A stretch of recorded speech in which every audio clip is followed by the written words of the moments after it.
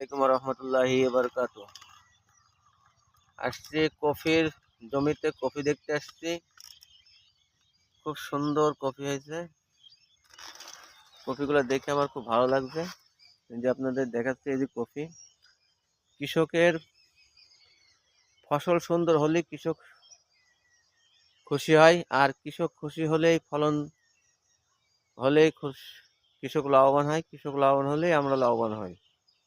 তার কারণ আমাদের কিনে খেতে হয়।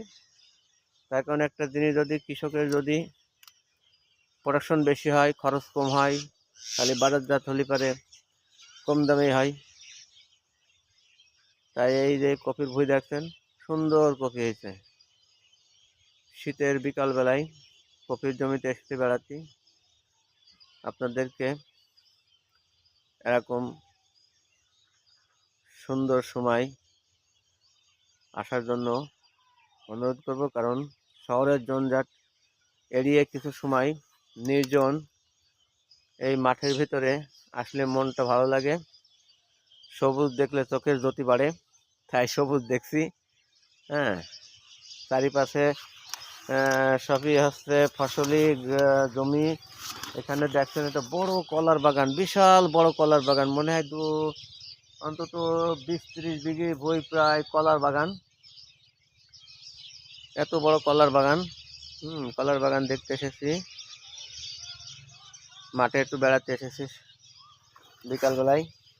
তাই মনে করলাম একটি ভিডিও করব। তাই একটি ভিডিও করলাম আপনাদেরকে দেখানোর জন্য যে মাঠে সব মানুষ আসতে পারে না, কারণ শহরের মানুষগুলো আসলে এক ধরনের প্রতিবন্ধী। তার কারণ ব্যবসা বাণিজ্য নিয়ে সবসময় ব্যস্ত থাকে।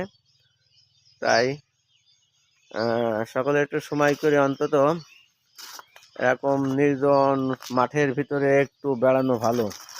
এই যে আমি কলা জমিতে আছি, এই জমিতে কলা গাছ, প্রচুর কলা গাছ, অনেক কলা গাছ। যেদিকে তাকাচ্ছে সেদিকে খালি কলা গাছ, খালি কলা গাছ।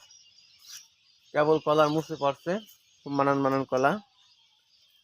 তাই আপনাদেরকে অনুরোধ করব, এরকম বিকালবেলা বা সকালবেলা সময় পেলে অবশ্যই আপনারা আসবেন, মাঠের ভিতরে ঘুরবেন।